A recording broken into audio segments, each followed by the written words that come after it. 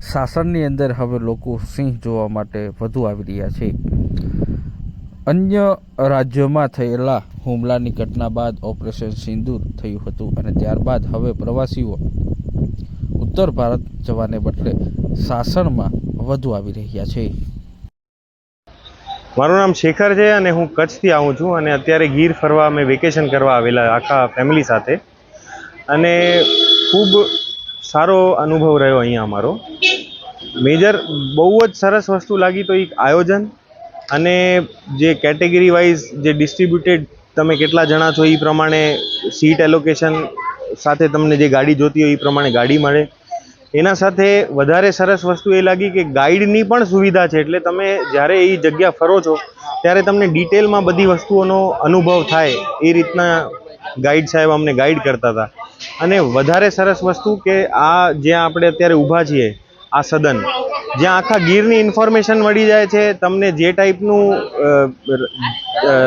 આપણે રાઈડ કરવી છે, જે ટાઈપની સફારી કરવી છે એ રીતે તમને એલોકેશન અહીંયાથી જ એ લોકો આપી દે છે।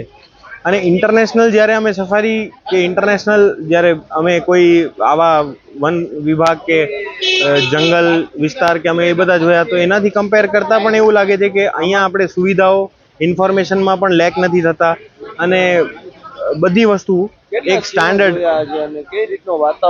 વાતાવરણ તો ખૂબ જ સરસ અને વહેલી સવારના ગયા એટલે સિંહ પણ અમને જોવા મળ્યા અને ઘણા બધા બીજા પશુઓ પણ જોવા મળ્યા, દીપડા બી જોયા અમે।